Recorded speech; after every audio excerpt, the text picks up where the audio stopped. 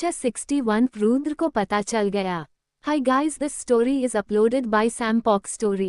Comment for more episodes. Malhotra mention के अंदर अपने कमरे में चिंता के मारे इधर उधर कर रही आकृति सिर्फ रुद्र के बारे में सोच रही होती है. पता नहीं रुद्र कैसा होगा. कुछ रोशनी के चक्कर में रुद्र को पकड़ने की क्या जरूरत है. मन वादा तो किया था कि रुद्र को कुछ नहीं होगा, लेकिन जिस तरह से वह आदमी बोल रहा था कि कितना खतरनाक है ये लाल मिट्टी वाला शैतान, मुझे तो रुद्र की चिंता और भी ज्यादा होने लगी है. मुझे वह रोशनी बिल्कुल नहीं पसंद, लेकिन बिना रुद्र के मैं सिंघानिया इंडस्ट्रीज की मालकिन कैसे बनूंगी. इस पूरी दुनिया में सिर्फ रुद्र ही मेरे लायक है. नहीं नहीं, मुझे कुछ ना कुछ तो करना ही पड़ेगा. इतना सोच करके खिड़की के बाहर देखते हैं, जहां पर इस समय रात का अंधेरा छाया हुआ रहता है और फिर मानो खुद से ही कह रही हो, उसे गुड़िया को ढूंढकर रुद्र को उससे अलग करना पड़ेगा. पता नहीं आखिर माँ ने उसे कहाँ रखा होगा. दूसरी तरफ अभी भी उस लाल खून के शकल में अर्थ मुद्रा में बैठी रोशन अपना सारा ध्यान अपनी आंखों पर केंद्रित करती है. कुछ ही देर बाद जैसे ही रोशनी अपनी आंखें खोलता है, उसकी आंखें नीले रंग से चमकने लगती है और कुछ ही समय में वह सर नीला रंग एक जलती हुई मार्शल का रूप ले लेता है. फिर रोशनी अपनी आंखें एक झटके से खुलती है. अब तक उसकी आंखें नॉर्मल हो चुकी होती. उसके सामने मौजूद हवा में उड़ रही है उसे जलती हुई आग के कारण रोशनी की परछाई उसे घेरे के अंदर, और देखते ही देखते रोशनी की परछाई उसकी तरह अर्थ मुद्रा में बैठी हुई रहती है और एक पल में ही बिल्कुल रोशनी जैसी हो जाती है. बस उसका रंग हल्का काला होता है. रोशनी अपना पूरा ध्यान उसे अग्नि पर केंद्रित करके एक गहरी आवाज में कहती है, अब समय हो गया है. यूनिवर्सिटी के बेसमेंट के अंदर उस धुएं का रंग सबसे ज्यादा गहरा लाल होता है. उसे धुएं के अलावा उस पूरी जगह पर कुछ भी नहीं. एक कोने में जहां पर दीवार में कई सारी दरारें थे, वहीं पर पीठ के बल लेट हुआ था. उसके सर से अभी भी धीरे धीरे खून बह रहा था. उसके श्री पीस बिजनेस सूट के अंदर मौजूद व्हाइट शर्ट पूरी तरह से खून से भीग चुकी थी. वहीं उसे थोड़ी दूरी पर एक दूसरा आदमी बेहोश पड़ा था, जिसकी हालत भी रुद्र जैसी थी. अगर रोशनी यहाँ होते तो इस आदमी को तुरंत पहचान जाती, क्योंकि ये और कोई नहीं बल्कि उसकी माँ के बड़े भाई प्रशांत होते हैं. रोशनी और ईशान की माँ के सबसे बड़े भाई राजीव मल्होत्रा से रोशनी की माँ की शादी के बाद जब कंपनी का मर्जर हुआ था, तब से मल्होत्रा इंडस्ट्रीज के बोर्ड ऑफ डायरेक्टर्स में एक important share holder. Hi guys, this story is uploaded by Sam Pok story. Comment for more episodes. अभी कुछ दिन पहले जब राजीव ने ईशान और रोशनी को कंपनी से बाहर निकाल दिया था और वो इंटरव्यू किया था, तभी इन्होंने तय कर लिया था कि और अपनी प्लानिंग के तहत बाकी बोर्ड ऑफ कन्वेंस करके राजीव को सीईओ के पोजीशन से हटाना चाहते थे. जहां मोहिनी का प्लान एक तरफ रुद्र को अपने बस में करना था, तो वहीं दूसरी तरफ रोशनी के मामा को अपने रास्ते से हटाकर उनके हिस्से की प्रॉपर्टी अपने नाम करना. धीमे धीमे कदमों के साथ मौत उनकी तरफ बढ़ रही थी और इस बात का उन्हें अंदाजा बेसमेंट में मौजूद वह लाल धुआं देखते ही देखते हैं एक इंसान का रूप ले रहा था. इस समय बेसमेंट में एकदम अंधेरा था. रोशनी के मामा और रुद्र के अलावा सिर्फ वह इंसान के रूप वाला लाल दानव था. धीमे धीमे कदमों के साथ अपने शिकार की तरफ नुकीले दांत उसके बिना किसी भाव वाले चेहरे पर अपने आप बनकर आ गए थे. वहीं दूसरी तरफ जी आंख के गले को रोशनी ने तैयार किया था. इस समय वह बड़ी तेजी के साथ बेसमेंट की तरफ बढ़ रहा था. वही इस समय उसके पीछे पीछे तेजी से रोशनी भी उसे तरफ जा रही थी. समय बहुत कम था. जिंदगी और मौत के दरवाजे एकदम एक दूसरे के सामने थे. अब ये रोशनी पर था कि वह किस तरह से वहां तक पहुंच पाती है. दूसरी तरफ वह इंसान के रूप वाला लाल नाना को अपने घुटनों पर बैठकर अपनी काली जुबान बाहर निकलता है और अपने सामने बेहोश पड़े जगह से खून बह रहे बुरी हालत में मौजूद रोशनी के मामा के शरीर पर मौजूद खून को अपनी लंबी जुबान से चाटने लगता है. उसकी आवाज इस समय सन्नाटे में गूंज रही होती है. उसकी जीभ इतनी रोकी होती है कि रोशनी के मामा के चेहरे की स्किन भी निकल जाती है. उनका पूरा चेहरा खराब हो गया होता है. कुछ ही पल में पूरी जगह खून खून हो गई होती है. एक एक करके कपड़ों के अलावा उसे पूरी जगह पर सिर्फ एक इंसान के आधे खाए शरीर के अलावा और कुछ नहीं होता है. 20 मिनट के गेट के बाहर यह सब कुछ अपनी आंखों से देख रही होती है. उसे सच में समझ नहीं आ रहा था कि इस समय से किस तरह से रिएक्ट करना चाहिए. उसे तरह कहते हैं सिर्फ रुद्र यहाँ पर है, लेकिन यहाँ कोई और होगा इस बारे में उसे कोई अंदाजा नहीं था. कौन हो सकता है यह नहीं, सदा पास नहीं जाना चाहिए. अगर अभी कुछ भी गलती हुई तो कहीं वो रुद्र पर हमला ना कर दे. उसे लाल दानव को देख करके रोशनी के माथे पर पसीने के कमरे में इस समय काफी ज्यादा ठंड होती है। रोशनी के आसपास घूम रही वह अग्नि एक झटके में कैमरे के अंदर आती है और अभी भी उसकी तरफ पीठ करके उसे इंसान को खा रहे हैं उसे दानव के ऊपर हमला कर देती है। ठंडेपन की आदत रखने वाले लाल दान के ऊपर मंत्र से सिधकी गई वह अग्नि का इस तरह से असर होता है कि वह लाल दानव जलने लगता है। वही उसके हाथों में मौजूद रोशनी एक सेकंड के लिए अपनी आंखें बंद करती है और एक गहरी सांस लेकर के सीधा रुद्रा की तरफ घूमती है, जिसे होश में देख करके रोशनी हैरान रह जाती है। Hi guys, this story is uploaded by Sam Pok story. Comment for more episodes. वही अपने सामने उसे आधे खाए हुए इंसान के शरीर को और उस दानव को देखकर रुद्र को कैसा लग रहा था ये सब उसके चेहरे पर आ रहे हैरानी भरी एक्सप्रेशन से साफ साफ नजर आ रहा था। उसने अभी अपनी आंखों से देखा था किस तरह से रोशनी ने एक आंख के गले को उसके ऊपर फेंका था। रुद्र परेशानी के साथ रोशनी की तरफ घूमता है और कहता है, ये सब उद्धरण चिन्ह रोशनी से बीच में ओकते हुए उसके खड़े होने में मदद करती है और कहती है, अभी नहीं, पहले यहाँ से निकलते हैं। तो रुद्र को रोशनी कैसी है पता चल गई है। आखिर क्या होने वाला है? क्या लाल दानव खत्म हो गया और अपने माँ की मौत के बारे में कब पता चलेगा रोशनी को? हाय guys, this story is uploaded by Sam Pok story. Comment for more episodes. 62 तिलस्मी रस्सी। Hi guys, this story is uploaded by Sam Pok Story. Comment for more episodes. Kartik और मोहित 15 बॉडीगार्ड की टीम के साथ इस समय उस यूनिवर्सिटी की तरफ तेजी से बढ़ रहे होते हैं जिसे अभी कुछ समय पहले मोहित ने ट्रैक किया होता है। अपनी यूनिफॉर्म पहली गाड़ी के बैकसीट पर बैठा कार्तिक बार बार खिड़की की तरफ देख रहा होता, वहीं दूसरी तरफ मोहित बार बार अपनी घड़ी की तरफ देख रहा होता। उसे ऐसी हरकतें करता देख करके कार्तिक को बहुत गुस्सा आता है और वह गुस्से के मारे चलते हुए कहता है, 50वीं बार जब से हम लोग इस गाड़ी में बैठे हैं तब से तू ये घड़ी देखे जा रहा है। मैं परेशान हो चुका हूँ। अरे नहीं समझ में आता क्योंकि तुम एक 23 साल की लड़की के बातें कैसे सुन सकता है? इतना बड़ा है करके बाद भी तुझे रुद्र के पास उसे यूनिवर्सिटी जाने से डर लग रहा है। अरे वहाँ कोई भूतनी या फिर शैतान होता मिठाई की जो हमारे पहुँचने ही हमें खा जाएगा।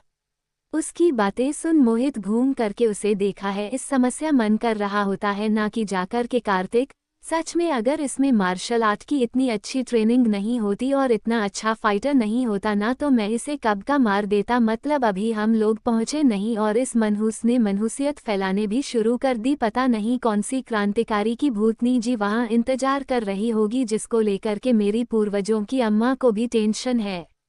और ऊपर से यह मना किया था मैंने आधे घंटे बाद निकलते हैं, लेकिन नहीं है भगवान, जब तक हम लोग पहुंचे तब तक किसी तरह से मेरी पूर्वजों की अम्मा, मेरा मतलब है रोशनी मैम, उस जो भी है उसका गेम ओवर कर दे। इतना का करके कार्तिक को पूरी तरह से इग्नोर करते हुए मोहित अपने हाथों को जोड़कर भगवान से मानने लगता है। वहीं दूसरी तरफ पूरी रफ्तार से बेसमेंट से निकलते हुए ये हाथों में मोबाइल का टॉर्च और दूसरे हाथ से रुद्र का हाथ पकड़े रोशनी और रुद्र बाहर भाग रहे होते हो। उस लाल मिट्टी के शैतान दर्द से चलने की आवाज इस समय उनके पीछे गूंज रही होती है। जिस तरह से मौत जिंदगी भर एक इंसान का पीछा नहीं छोड़नी, ठीक उसी तरह से इस समय उसे लाल मिट्टी वाले शैतान की आवाज उनका पीछा नहीं छोड़ रही थी। यूनिवर्सिटी के गेट से बाहर भागते भागते किसी तरह से वह लोग बेसमेंट से निकले थे।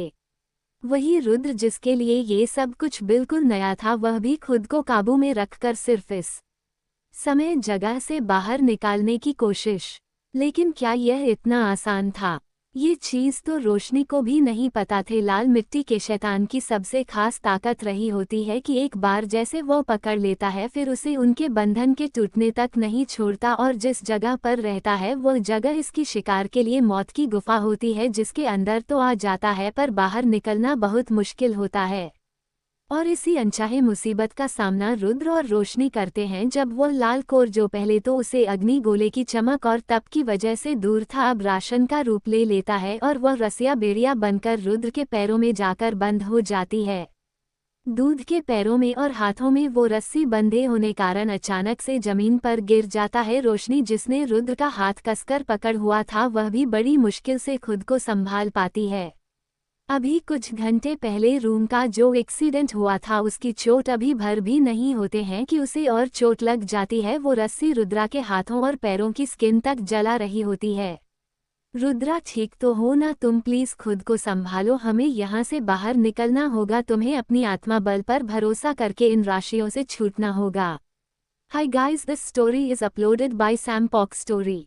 Comment for more episodes. Rudra की ऐसी हालत देखकर रोशनी को बहुत ज्यादा चिंता होने लगती है। वो उसे खुद की आत्मा की शक्ति पर भरोसा रखने के लिए कह रही होती है, पर उसे भी पता होता ये रस्सी एक ऐसे इंसान की सिर्फ लोग का बुरा किया और मरते वक्त अनचाहे इच्छाओं के साथ मारा था। ऐसे लोग करने के बाद काफी ज्यादा हैं, इनके अंदर के अग्नि कभी खत्म नहीं होती और यही कारण था कि रुद्रा के बिजनेस सूट का कपड़ा तक जल गया था। रोशनी अपना हाथ बढ़ाकर आगे रुद्र की राशियों को खींचकर खोलने की, लेकिन अपने हाथों की स्किन को जलता हुआ देखकर के रुद्र से रोकते हुए कहता है, नहीं रुक जाओ, तुम्हारे हाथों की स्किन भी जल जाएगी। पानी का इस्तेमाल करते हैं, देखो अगर कहीं पानी मिले तो। लेकिन रोशनी से बीच में ही टोकते हुए कहती है, रुद्र हमारे पास टाइम नहीं है, पानी से कुछ नहीं होने वाला। यह कोई नॉर्मल आग नहीं है, एक बड़े ही कुरात्मा के मन की आग है। नॉर्मल पानी से कुछ नहीं होगा और मेरी चिंता मत करिए, वही सब चीजों के बारे में जानती हूँ, मैं कर लूंगी। इतना कहकर के रोशनी रुद्र के हाथों की गांठ खोलना लगती है। रुद्र अपनी आंखों के सामने देखा है किस तरह से जैसे जैसे वह रस्सी छोड़ होती है उसके हाथों की चमड़ी जला शुरू हो जाती है इस समय, लेकिन उसके चेहरे पर दर्द का नाम और निशान तक नहीं होता। रस्सी रोशनी के खोलने पर हल्की सी हो रही होती है, लेकिन रुद्रा के हाथों की चोट भी अब हल्की हल्की जलन शुरू हो जाती है। इस समय रोशनी और रुद्र दोनों के हाथ खून से रंगे होते हैं। कुछ समझ में नहीं आ रहा होता कि आखिर यह किसका खून है, रोशनी का या फिर रुद्र का। रुद्र भी अपनी गहरी आंखों से सिर्फ रोशनी को देखे जा रहा होता है। सच में उसे बिल्कुल पता नहीं होता कि अभी कुछ समय पहले जो भी कुछ हुआ वह क्या था और क्यों था। जिस चीज को उसने देखा वह इंसान नहीं था, लेकिन क्या था इसके बारे में शायद रोशनी को पता था। अपनी पूरी जिंदगी साइंस में मानने वाले रुद्र के आंखों के सामने एक इंसान का आधा खाया हुआ शरीर पड़ा था। देख, इस तरह जीव जिसे अगर कोई नॉर्मल इंसान देखा तो कब का डर के मारे बेहोश हो चुका होता। ये सब उसे नहीं पता था। आज उसकी जिंदगी के बारे में सोचने के तरीके को इस हादसे में बदल के रख दिया था। हाँ, पर एक चीजों से पता थी कि मुसीबत चाहे कोई भी हो, अपनी जिंदगी के परेशानी के हर स्टेज में पता नहीं क्यों, लेकिन ये हमेशा मासूम देखने वाली 23 साल की लड़की उसे देखी जाती थी। हाय guys, this story is uploaded by Sam Pok story. Comment for more episodes. जहां रुद्र के मन में हजारों सवाल थे, वहीं दूसरी तरफ बस किसी तरह से इस जगह से बाहर निकलने की फिराक में रोशनी आखिरकार हाथों की रस्सी खोल ही लेती है। लेकिन इससे पहले कि रोशनी और रुद्र इस चीज को लेकर थोड़ा सा भी खुश हो पाए, 31 पावर के साथ वह रस्सी पीछे वापस बेसमेंट की तरफ बढ़ने लगती और खींचने लगते हैं अपने साथ रुद्र को। रुद्र को इस तरह से उसके हाथों को छोड़कर जाता हुआ देख करके रोशनी तेजी से चलते हुए उसकी तरफ भागती है। रुद्रा, वही बेसमेंट में जल रही आग अब धीरे धीरे कम हो रही होती है। रोशनी को अपने पीछे आता हुआ देख करके अभी जो भी कुछ अंदर बेसमेंट में हुआ वह सब रुद्र के दिमाग में बिल्कुल ताज होता है। इसीलिए वह बिना किसी इमोशन के कहता है, रोशनी मेरे पीछे माता, वापस जाओ, मैं खुद यहाँ से निकल जाऊंगा, वापस जाओ रुद्राक्ष के पास। वहीं रोशनी उसके बाद तो पर इतना ध्यान नहीं देती है। इस समय उसके लिए बस एक ही बात जरूरी होती है, मेरा रुद्र मौत की तरफ बढ़ रहा है, नहीं नहीं मुझे उसे रोकना ही होगा। क्या रोशनी रुद्र को मौत के दरवाजे से वापस ला पाती है या फिर रुद्र वापस से उसे लाल शैतान के सामने पहुंच जाता है? Hi guys, this story is uploaded by Sam Pok story.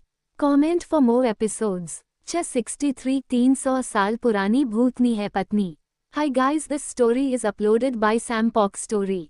Comment for more episodes. University के बेसमेंट में वह आग जो अब तक पूरी तेजी से जल रही थी वह अब धीरे धीरे ठंडी हो रही थी। वही उस बेसमेंट की तरफ तेजी से खींचते हुए अब सीढ़ियों तक आ चुका होता है। वह पूरे टाइम अपनी कमर को झुकाकर सिर्फ अपने पैरों की रस्सी को खोलने की कोशिश कर रहा होता है। वहीं दूसरी तरफ उसकी तरफ भागती हुई रोशनी अब काफी ज्यादा थक चुकी होती है। उसे पता चल चुका होता है कि इस तरह से करने से कुछ नहीं होने वाला था।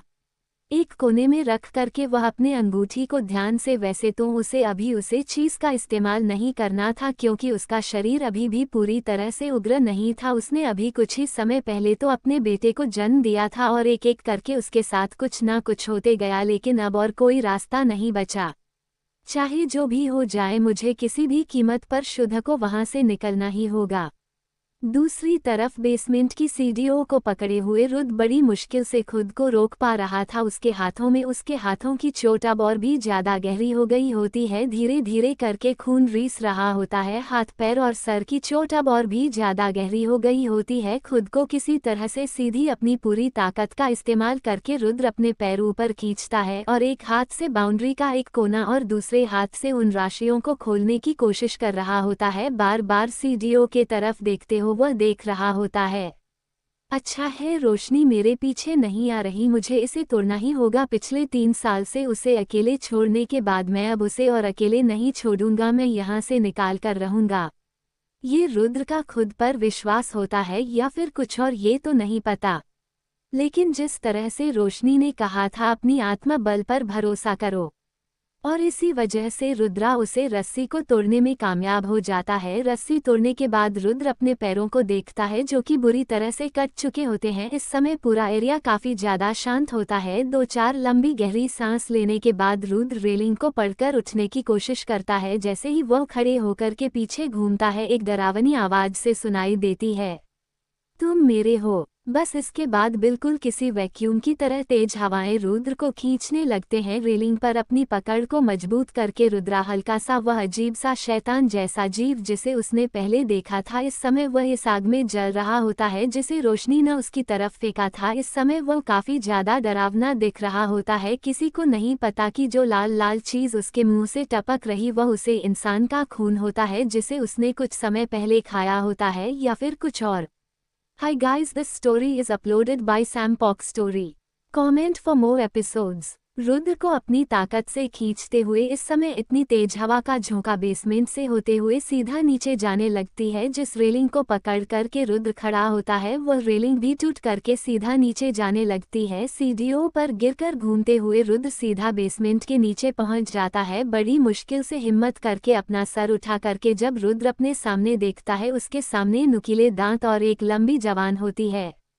रुद्रा के चेहरे पर अपनी जीभ से चाटते हुए और अपने चेहरे को उसके पास ले जाकर रुद्र के सर से टपक रहे उसके खून को सूंघते हुए कहता है, तुम मेरे हो।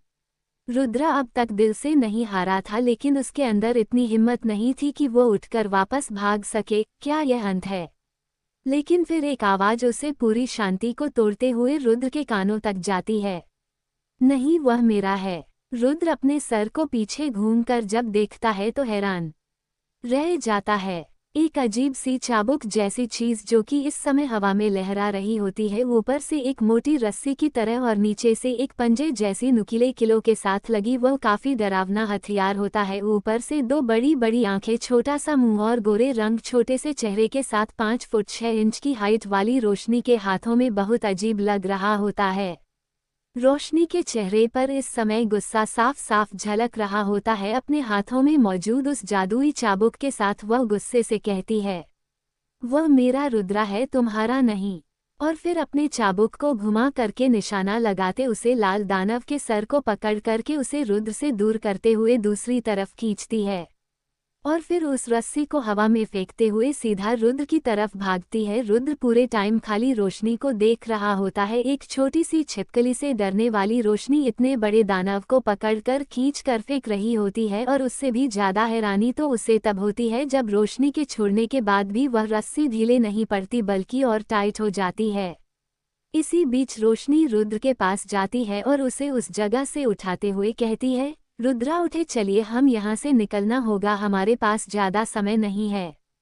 काफी ज्यादा खून बहने का कारण रुद्र इस समय काफी ज्यादा कमजोर हो चुका था। के लिए ठीक से उठ पाना भी बहुत मुश्किल हो रहा था, लेकिन यही समय था, अगर अभी नहीं तो कभी नहीं, ये सोच करके बड़ी मुश्किल से किसी रोशनी का सहारा लेते हुए रुद्रा उस जगह से बाहर निकलता है।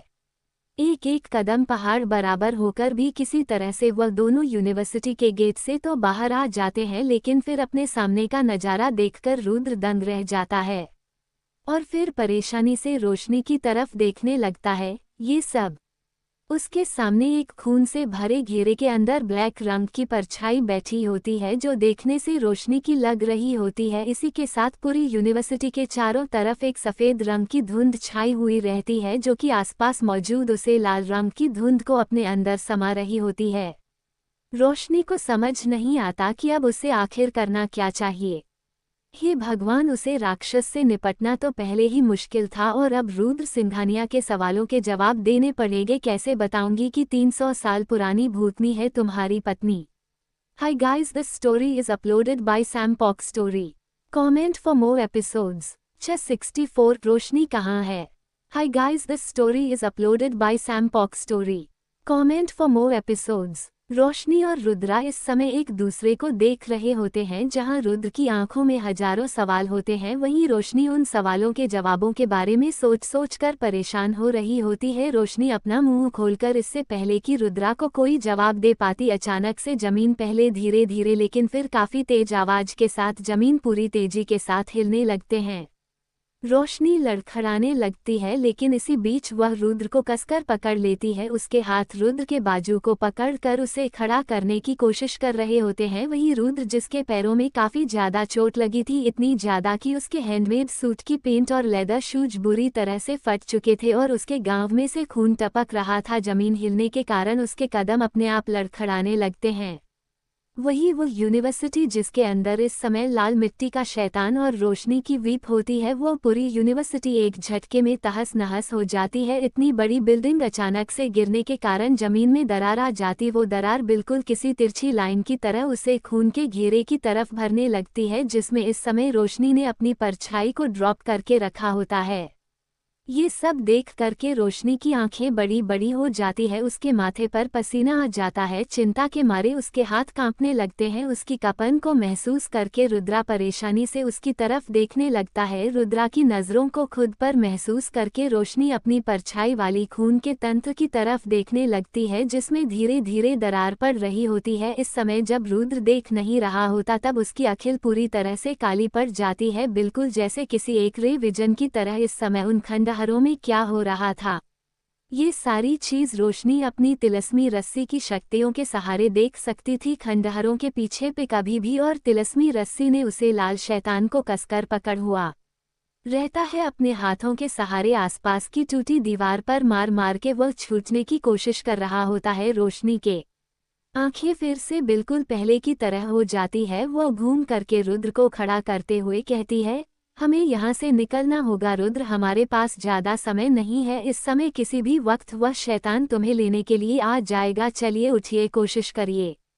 इतना कह करके वह रुद्र के हाथों को पकड़कर उसे खड़ा करने की कोशिश करती है। रुद्र भी अपने दांत पीसते हुए बड़ी मुश्किल से खड़ा होता है। दोनों कदम से कदम मिला करके रोड के किनारे में खड़ी रोशनी की स्कूटी की तरफ बढ़ने लगते हैं। जो रोशनी उतने खतरनाक शैतान को देखकर नहीं डरी, एक आध खाए हुए इंसान को देखकर नहीं डरी। वो रोशनी रुद्र के हाथ और पैरों में से खून निकलते देख करके अपना मुंह फेर लेती है। हमेशा से जी रुद्र को उसने सबके ऊपर राज करते हुए देखा था, जो बंदूक के सामने खड़े होकर भी अपनी नजरें नहीं झुकाता था। बड़े से बड़े मिनिस्टर्स को भी जिसके आने पर खड़ा होना पड़ता था। जिस इंसान से उसने इतना प्यार किया था, वह रुद्र अब खड़े भी नहीं हो पा रहा था। ये देखना ना उसके लिए काफी ज्यादा मुश्किल था। हाय guys, this story is uploaded by Sam Pok story. Comment for more episodes. एक जिंदगी में तो वह रुद्रा से काफी पहले मरी थी। उसे समय उसके मन में इतनी नफरत थी कि उसकी आत्मा को कभी मुक्ति ही नहीं मिल पाई। रुद्र को शायद एहसास नहीं होता था, लेकिन रुद्र क्यों नहीं आया? क्यों उससे वह प्यार नहीं करता था? क्यों उसके मरने के बाद भी उसके चेहरे पर कोई शिकन नहीं आई? उसे समय जितनी नफरत उसे आकृति से थी, उससे कई ज्यादा गुस्सा उसे रुद्र से था। लेकिन समय के साथ साथ उसने अपनी आंखों से देखा था, पहले रुद्र ने उसकी चिता को आग लगाई थी, फिर देखते ही देखते आकृति के जाल में फांसी रुद्र की बहन, जिसे इस बार तो उसने बचा लिया, पर उसे समय उसकी लाश को भी कंधा देने वाला रुद्रा ही था।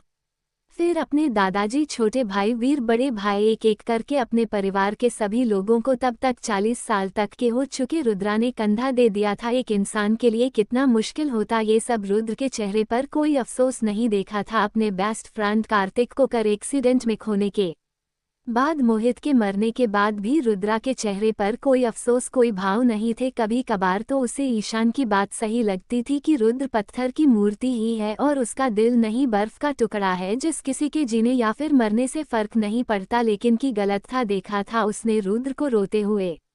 उसे समय भले ही वह जिंदा नहीं थी पर उसे महसूस हो सकता था। उसने अपनी आंखों के सामने कितनी बार कोशिश की लेकिन उसका बेटा रुद्राक्ष पता नहीं क्यों किस वजह से उसे समझ नहीं आया। पर 18 साल का रुद्राक्ष उसने 17 मंजिला बिल्डिंग के 10th फ्लोर से नीचे कूद गया। उसने कितनी कोशिश, उसे दिन उसने जितनी शिद्दत से चाहा था कि काश वो इंसान होती, काश वो अपने बेटे का हाथ पकड़कर उसे रोक पाती। उसने देखा था किस तरह से रुद्राक्ष की खून से लटपट शरीर को अपने हाथों में पकड़कर रो रहा था रुद्रा। पूरे 3 दिन तक उसने रुद्र को वैसे पहले कभी नहीं देखा था, शायद रुद्र से महसूस कर सकता था उसे दिन लिविंग रूम में बैठे बैठे। इस तरफ वह देख रहा था जब बेटे अपने बूढ़े बाप को कंधा देते हैं। उसे उम्र में लगभग 50 साल का रुद्र अपने 18 साल के जवान बेटे को कंधा दे रहा था। इसके बाद तो जैसे किसी ने रुद्रा की कमर ही तोड़ दी थी और देखते ही देखते इंडिया का सबसे अमीर आदमी जिसे 40 साल तक कोई ताकत हिला नहीं पाई थी, वह कितनी अकेलेपन के साथ मारा था वह उसने अपनी आंखों से देखा था। आज जब वह इन सब चीजों के बारे में सोचती है और लड़खड़ाकर बड़ी मुश्किल से चल पा रहे रुद्र को देखते हैं तब उसे महसूस होता है कि शायद अपने दिल की सबसे बड़ी तमन्ना यानी कि वापस इंसान बनने के बाद शायद सिर्फ अपने परिवार को बचाना या फिर आकृति से बदला लेना ही उसका मकसद नहीं था, बल्कि इस हमेशा पहाड़ की तरह खड़े रहने वाले लेकिन अकेलेपन के कोहरे से घिरे रुद्र को जिंदगी जीने का असली मकसद सीखना और शायद दिल के एक कोने में अपने छुपे प्यार को जताना भी तो है। Hi guys, this story is uploaded by Sam Pock Story. Comment for more episodes. Rudra जिसे काफी ज्यादा दर्द हो रहा था तब उसकी नज़र रोशनी के चेहरे पर मौजूद हल्की मुस्कान पर जाती है। एक सेकंड के लिए तो वह बुरी तरह से दंग रह जाता है। उसे याद भी नहीं है कि आखिरी बार रोशनी के चेहरे पर इतनी शांति भारी मुस्कुराहट कब देखी थी, लेकिन फिर कुछ सोचकर वह लंबी गहरी सांस लेते हुए कहता है, तुम इतना मुस्कुरा क्यों रही हो? मुझे चोट लगी इस बात से। रोशनी जो अब तक रुद्र के साथ साथ चलने के बारे में सोच रही होती है, उसका दिमाग इस समय बुरी तरह से खराब हो जाता है और वो गुस्से से रुद्रा को देखते हुए कहती हैं, अगर मैं सच में इतना खुश होती ना तो फिर तुम्हें उस रक्षा के सामने छोड़कर के आराम से घर जाकर सोती।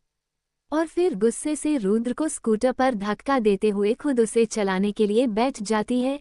एक तो मैं इतनी मेहनत से इसे बचाकर लाई, ऊपर से ये तुमसे, तो मुझे सिंपैथी भी नहीं जतानी चाहिए। खैर छोड़ो, नहीं तो वह राक्षस सच में आ जाएगा और इस बार अगर ऐसा हुआ ना तो मैं तुम्हें स्कूटर से धक्का मार के उसके मुंह में फेंक दूंगी।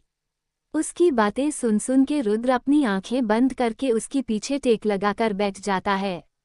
सच में उसने कितना मिस किया था इस बड़बड़ाने वाली रोशनी को।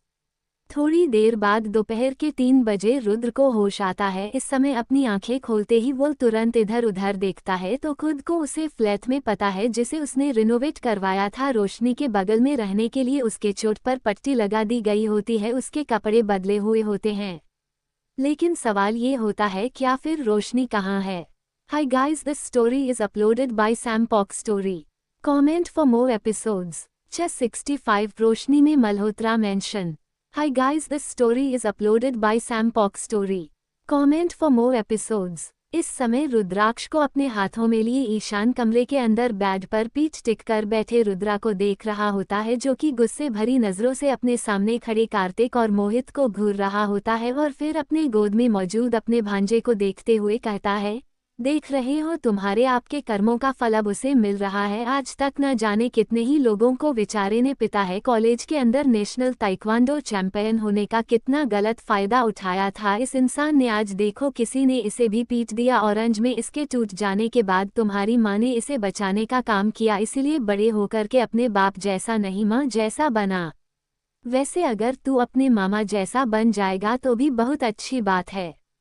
ऐसा कहकर अपने गोद में मौजूद रुद्राक्ष की नाक को पिंच करते हुए ईशान उसे खिलाने लगता है। वही रुद्रा अपनी नजरें ईशान पर घुमा देता है और मोहित को कहता है, मोहित जा करके रुद्राक्ष को यहाँ ला करके लेटा दो। और ईशान, अगर तुम्हें अपने जैसा किसी को अपने जैसा बनाना है तो अपना खुद कर लो।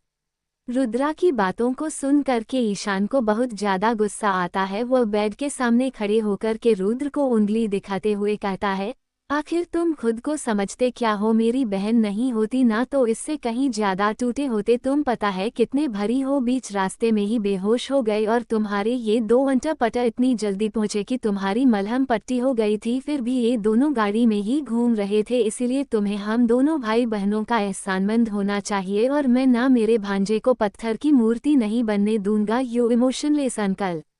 ईशान की बातों को सुनकर के मोहित उसकी तरफ ध्यान से देखने लगता है।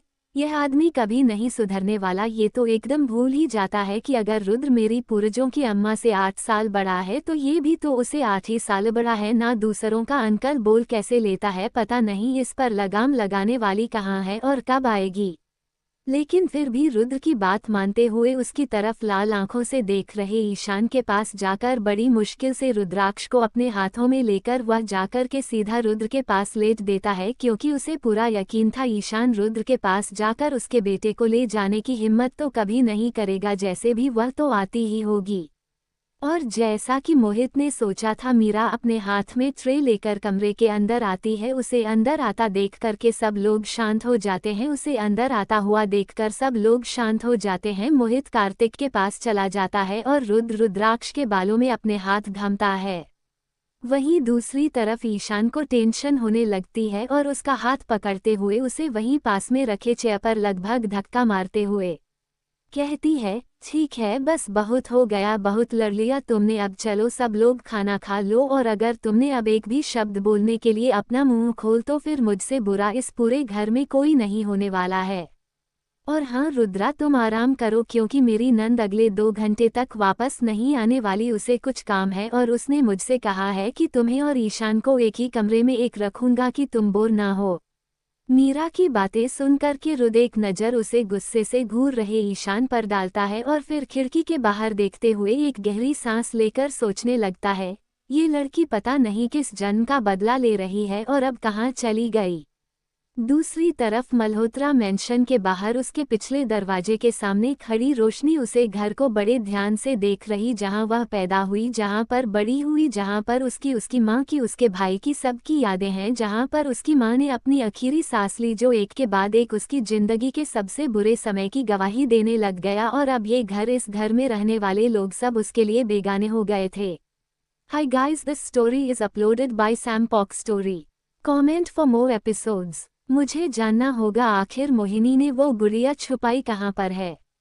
घर के पिछले दरवाजे से अंदर जाते हुए रोशनी इधर उधर बड़े ध्यान से देखती है। एक एक कदम के साथ संभल संभल के घर के अंदर जाते हुए वह सीसीटीवी कैमरा से बचते हुए सीधा मोहिनी के कमरे की तरफ जाने लगती है। जितना उसे पता था, मोहिनी जैसी औरत सब कुछ छुपा देने के बाद भी शांति से नहीं बैठी रहती है। उसने पक्का उसे गुड़िया को किसी ऐसी जगह छुपाया होगा जहां पर किसी का पहुंचना काफी ज्यादा मुश्किल हो। और जितना उसे पता है, उसका खुद का कमरा शायद वह पहले जगह हो, लेकिन फिर भी काफी देर तक ढूंढने के बाद उसे कुछ नहीं मिला। लेकिन तभी एक कपड़े के अंदर से चाबी नीचे गिरती है, बिल्कुल अलग तरह की। उसे गौर से देखने पर उसे पता चलता है कि यह चाबी उससे पहले कहीं देखी है। फिर उसे अचानक से कुछ याद आता है और वह यहाँ से तुरंत निकलना चाहती थी, लेकिन इससे पहले कि वह यहाँ से जा पाती, उसे अपने पीछे किसी के ताली बजाने की आवाज सुनाई देती है।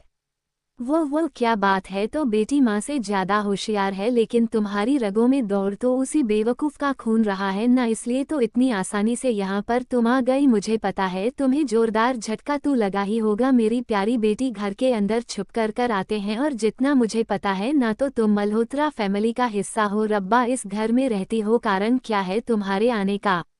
दरवाजे पर एक मेहरून कलर की साड़ी और डायमंड ज्वेलरी पहने मोहिनी खड़ी होती है। अपने दोनों हाथों को बांधकर वह एक के बाद एक तंज कस रही होती है रोशनी को। वहीं दूसरी तरफ रोशनी अपनी सबसे बड़ी दुश्मन को देखकर के अपने गुस्से को काबू में कर रही है। अभी नहीं, अभी सही समय नहीं है, मुझे खुद को शांत करना होगा। क्या सोच रही हो बेटा, गुस्सा आ रहा है तो मैं तुम्हें बताती हूँ। शुरू से लेकर अंत तक रुद्र पर हमला करने के पीछे का सिर्फ एक ही कारण था, तुम्हें यहाँ पर लाना। मुझे इस बात का अंदाजा तो लग गया कि तुम्हें मेरे बारे में काफी कुछ पता चल गया होगा, इसीलिए मुझे तुम्हें यहाँ बुलाकर तुमसे जानना था आखिर किस इंसान से कांटेक्ट में आकर तुम मेरी चाल से एक के बाद एक बच रही हो। अगर तुम मुझे बता दोगी तो मैं तुम्हें रुद्र की गुड़िया दे दूंगी। आखिर तुम नहीं चाहती ना उसकी जिंदगी का अंत भी उसी तरह से हो जिस तरह से तुम्हारे मामा का हुआ था।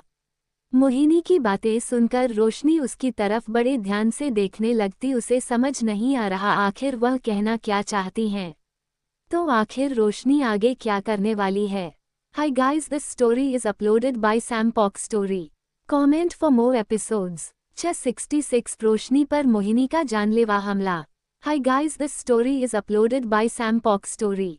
Comment for more episodes. जहां पर एक तरफ मोहिनी और रोशनी एक जगह पर होते हैं, वहीं दूसरी तरफ आकृति अपनी गाड़ी में बैठकर पूरी रफ्तार के साथ कहीं जा रही होती है गाड़ी चलाते हुए, और उस जगह पर जाते हुए उसे काफी ज्यादा घबराहट हो रही होती है। वैसे तो ऐसी जगहों ज्यादातर वह अपनी मां के साथ जाया करती है, लेकिन आज पहली बार अपनी मां के कहने के उल्टा कर रही है, क्योंकि उसे सच में रुद्र की काफी ज्यादा चिंता। अगर रुद्र को कुछ भी हो गया ना तो मेरे सारे सपने अधूरे रह जाएंगे। इतना सोच करके पूरी रफ्तार में गाड़ी भागकर लगभग आधे घंटे बाद शहर के बाहर वाले कब्रिस्तान में आती है। उसके कदम कांप रहे थे आगे बढ़ाने में, लेकिन फिर भी अपनी जिद के कारण आकृति आगे बढ़ती है। इस बात से अनजान इस जगह पर वह अकेले नहीं रहती, कोई है जो शुरू से लेकर अंत तक उसके पीछे था और अभी भी वही है। दूसरी तरफ अपनी हाथों में उसे चाबी को कस के पकड़े रोशनी गुस्से से उसकी तरफ देख रही होती है।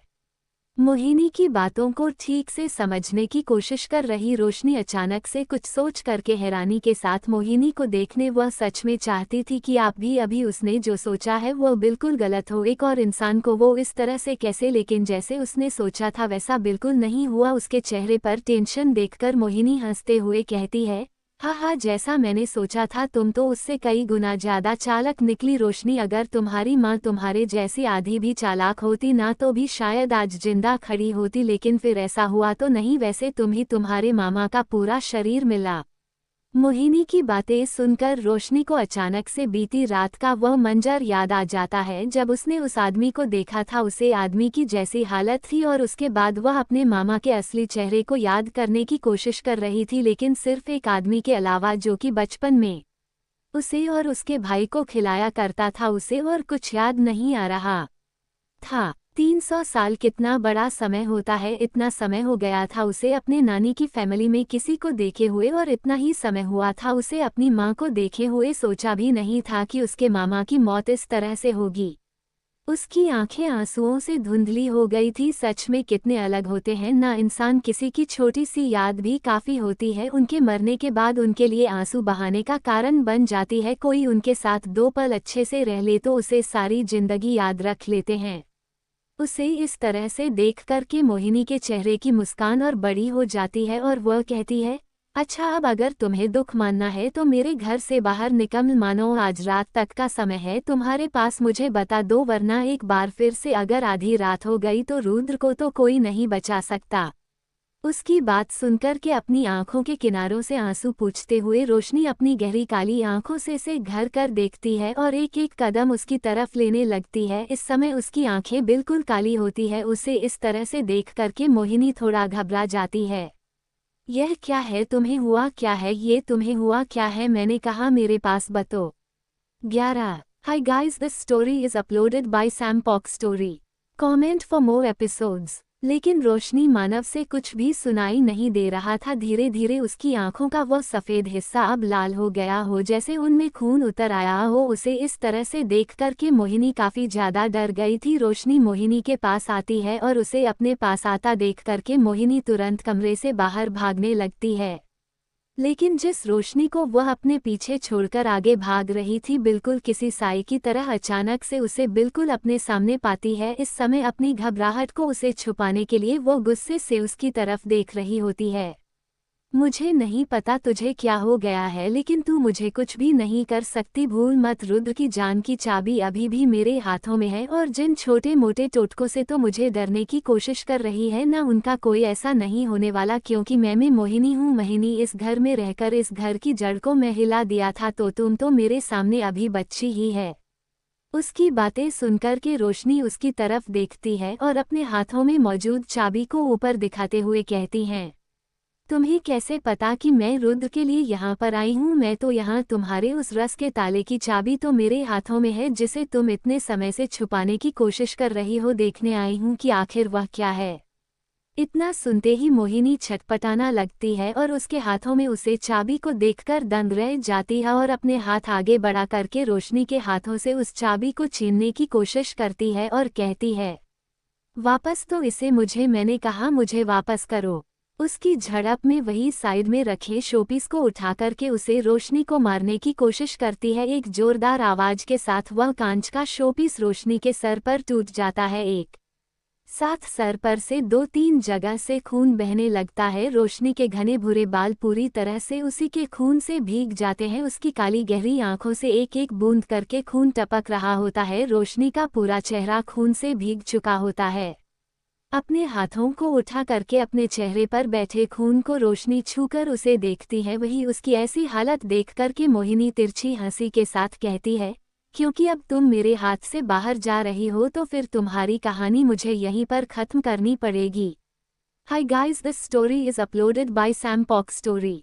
Comment for more episodes. लेकिन फिर उसकी आंखों के सामने कुछ ऐसा होता है जिसे देखकर वह दंग रह जाती है। रोशनी के चेहरे के ऊपर बह रहे खून का रंग काला पड़ रहा होता है। बिल्कुल काले रंग के धारा उसके चेहरे से बह रही होती है। रोशनी अपना सर एक तरफ करके झुकती है और अपने हाथ आगे बढ़ाकर एक झटके में उसकी गर्दन पकड़ करके उसे दीवार से सट देती है, और एकदम उसके चेहरे के सामने आकर के उसे जमीन से उठाते हुए हवा में झूल कर कहती है, इस बार मेरी कहानी मैं खुद लिखी है, जिसे लिखने में मेरी मदद कुछ शैतान ने किया। इतनी अंधेरे से निकली हूँ मैं कि तुम मुझे अंधेरे में नहीं भेज सकती, इसलिए कोशिश भी मत करना। बाकी रही बात मेरे रुद्रा की, तो उसके लिए तो तुम्हारी बेटी है ना। Hi guys, this story is uploaded by Sam Pok Story. Comment for more episodes.